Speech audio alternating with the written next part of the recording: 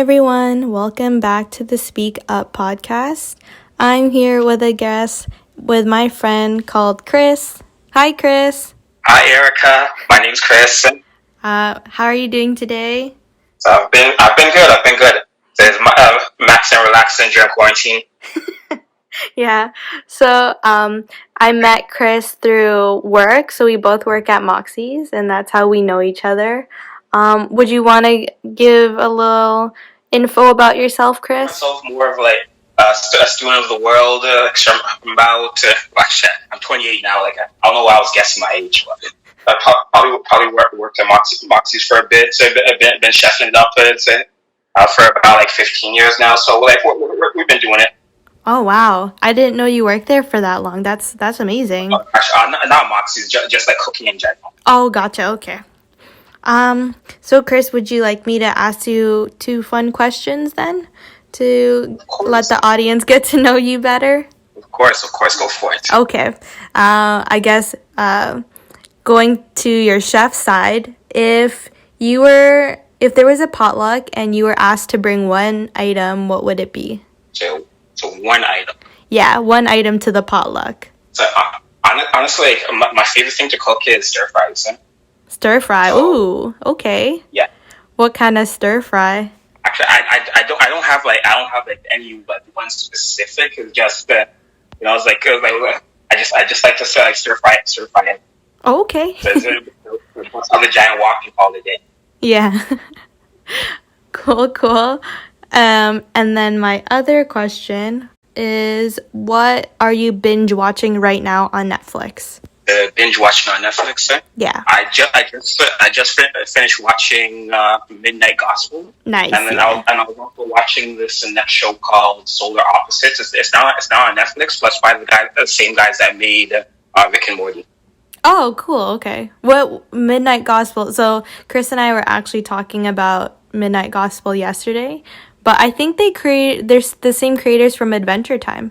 Yeah. It looks like it, like for like animation wise.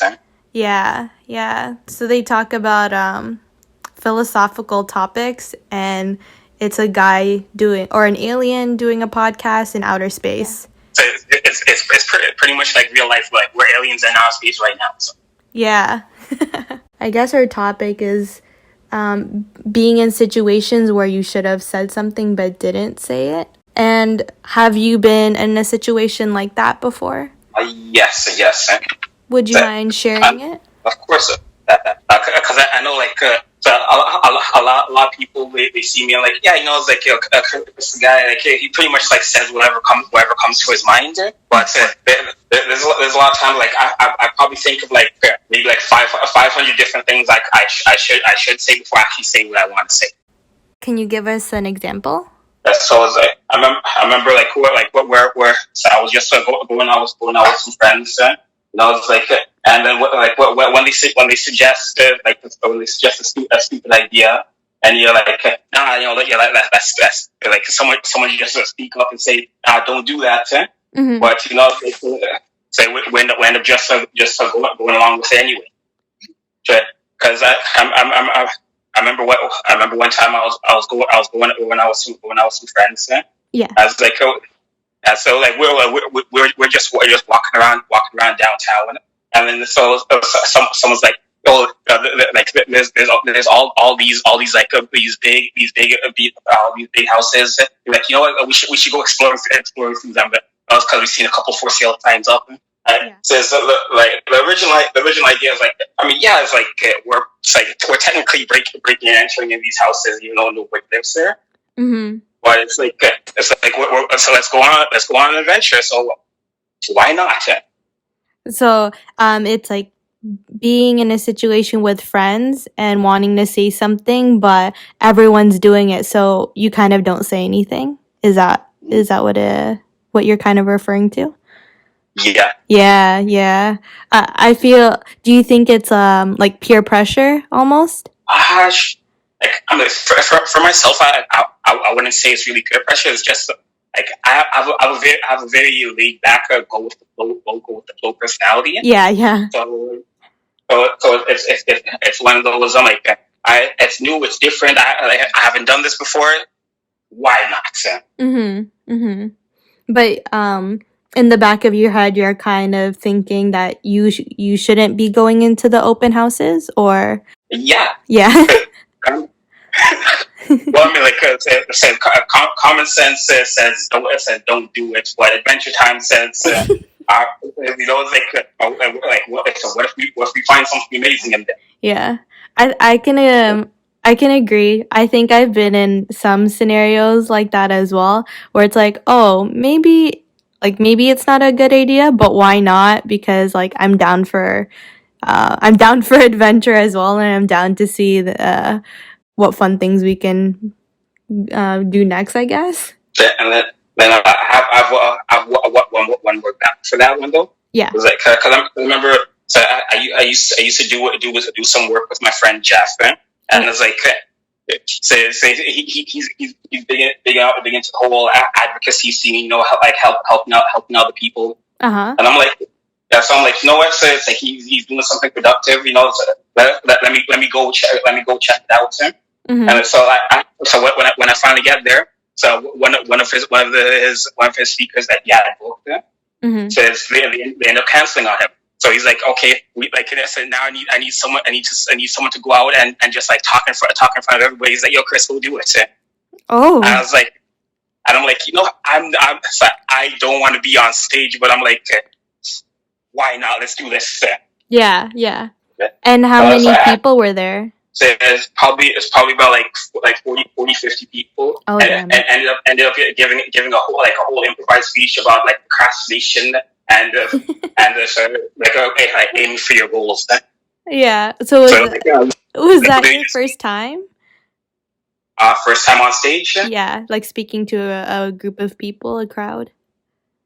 No, it wasn't. Because I used to do a lot of writing when I was in high school. So like I've done like a couple spoken word pieces for his presentation before. But like I've never had to like run a whole workshop. Right. Yeah.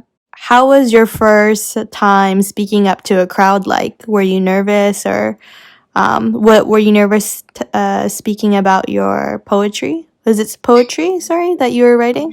Yeah. Well, the first time I went on stage, I was extremely nervous.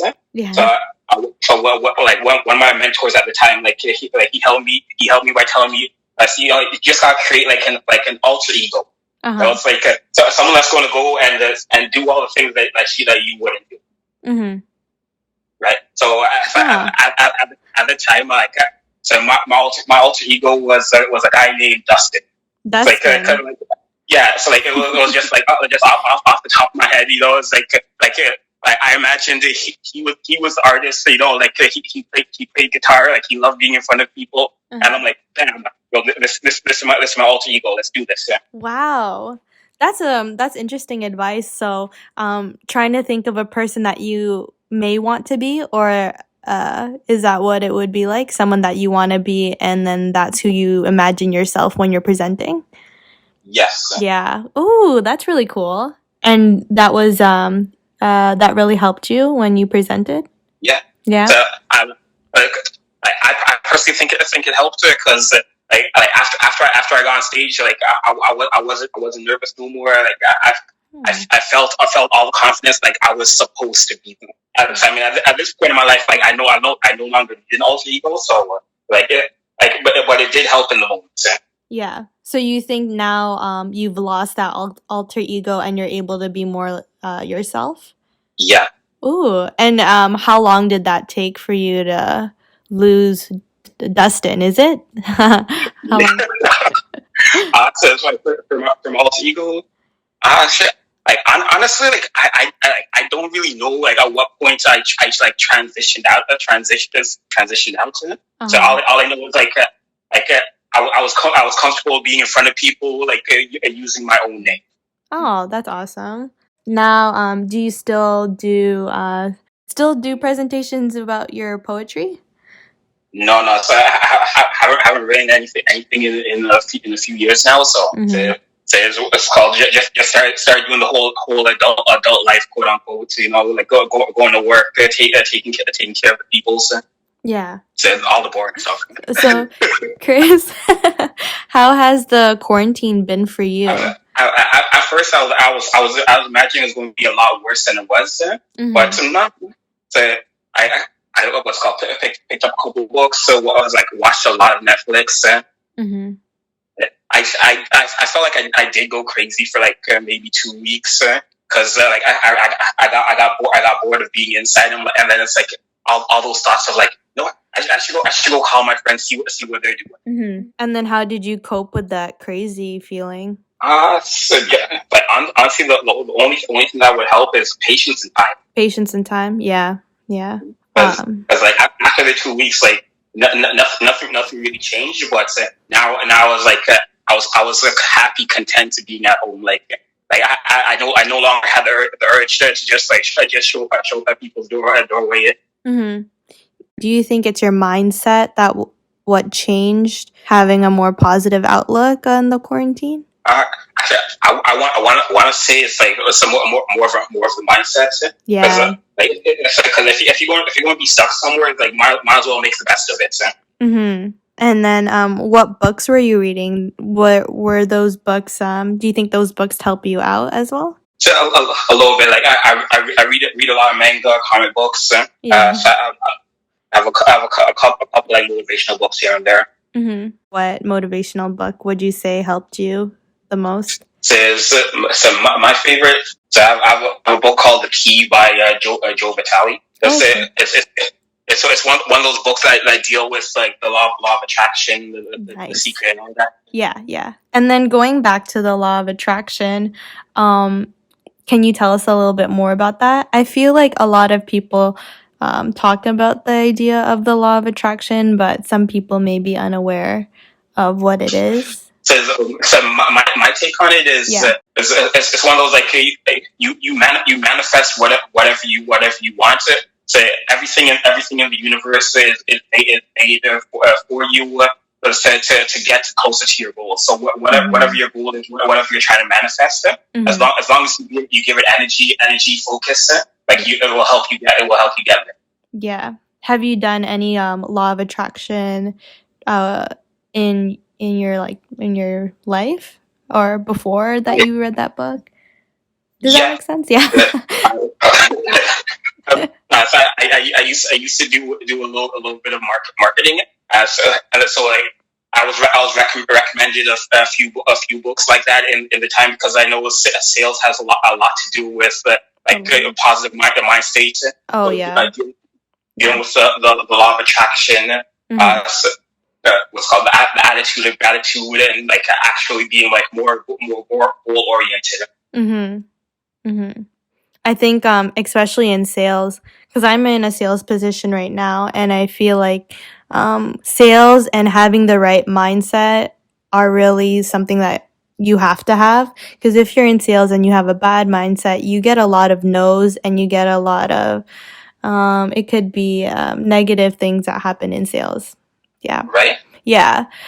So I feel like getting all those no's and not seeing the progress where I want to be in sales, since it's such a new thing for me, I think that was really hard. And I had to really switch my mind from saying, okay, let's see what I can do instead of what I can't do. And taking out the emotion in sales was a huge part of it.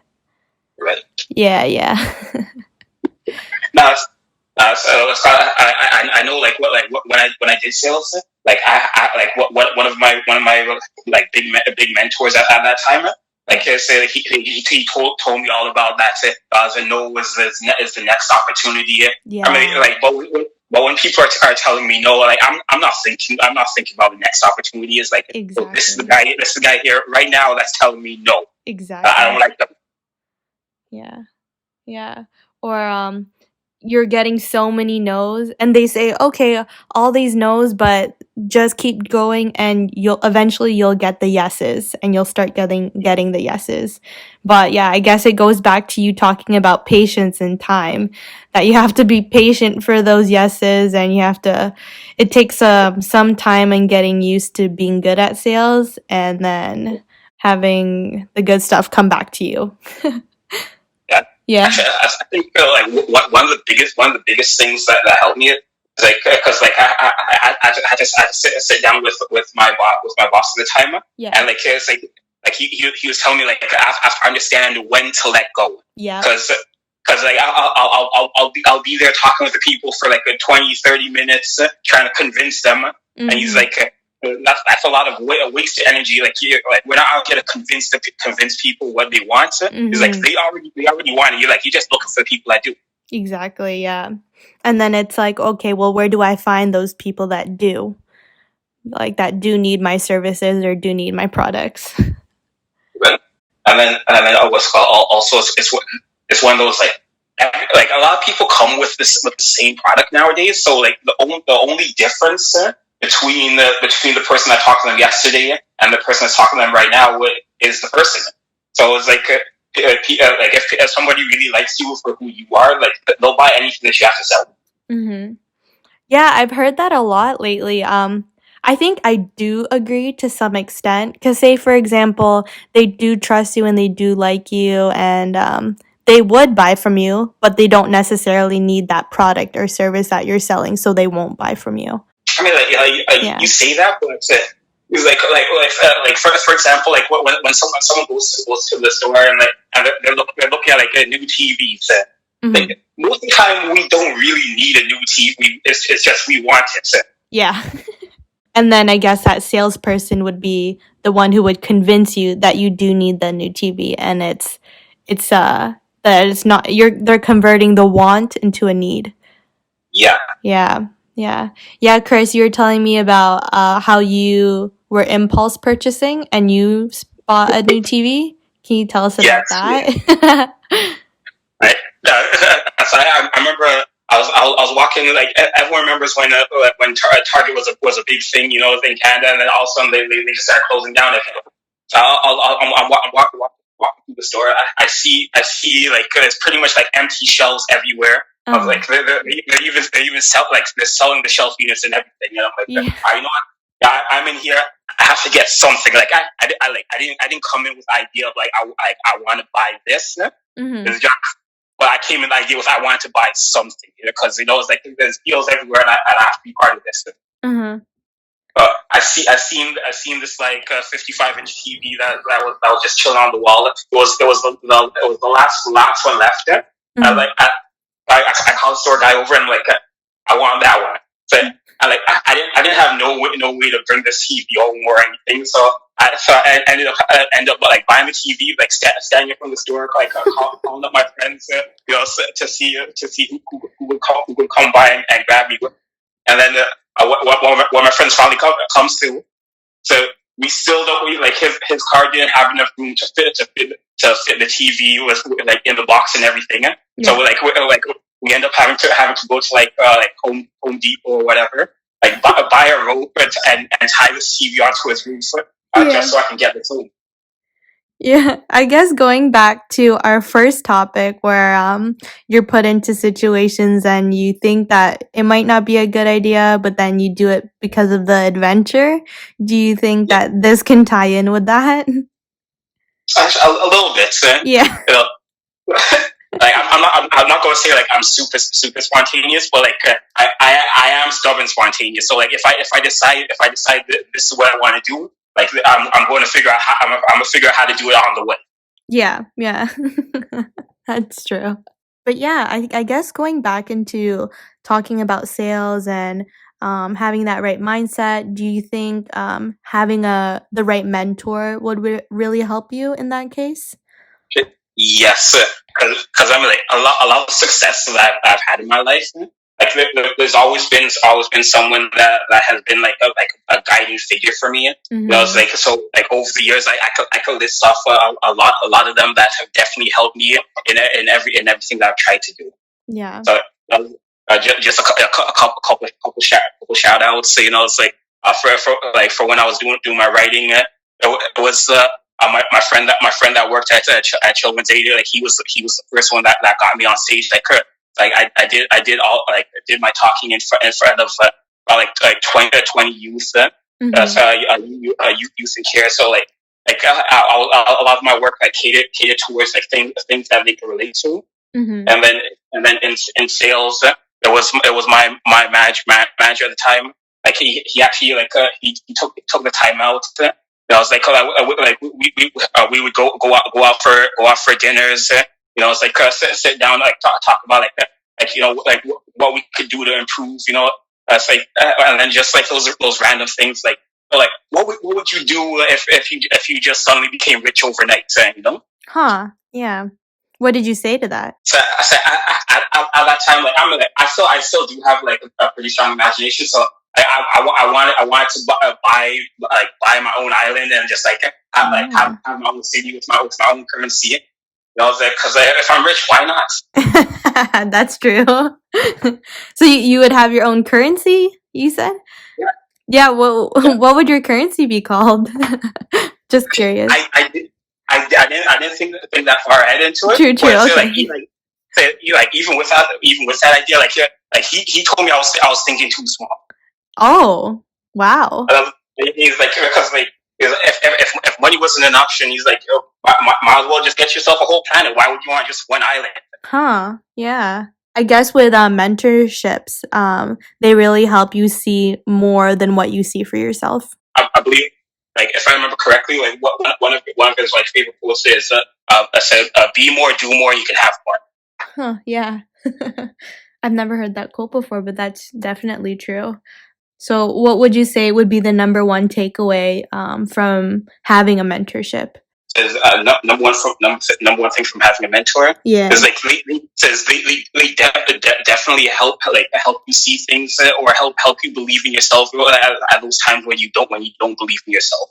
Mm-hmm. No, so it's just having the thought in your head that it's like there's someone out there that believes I can do this even if I don't believe I can do this.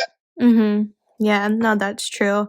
Going back to sales, and when you're in that position, when you're getting a lot of rejection, having that mentor is like telling you that no, you're gonna get through the rejections, and changing your perspective and encouraging you that you're gonna be successful, right? Awesome. Thank you so much, Chris. Thank you for being a guest today and talking to us about speaking up and mentorship, and like telling us how you've been through this quarantine phase.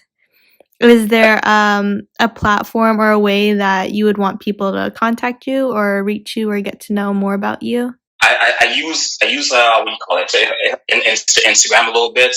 Like I'm not really like too big on social platforms nowadays. Mm-hmm. But Yeah. like if they want, so you can go ahead and tag me on Instagram. Like people can see the man behind the mystery. And can you tell us what your Instagram is? It's Sir Chris the 7th. Sir Chris the 7th. Okay. Thank you, Sir Chris the 7th. Thank you so much, and I hope that we'll have you back here again. Of course. Yeah. Anytime y'all want to hear from me, just let her know. Yeah. Okay. Thank you, Chris. Bye. Bye.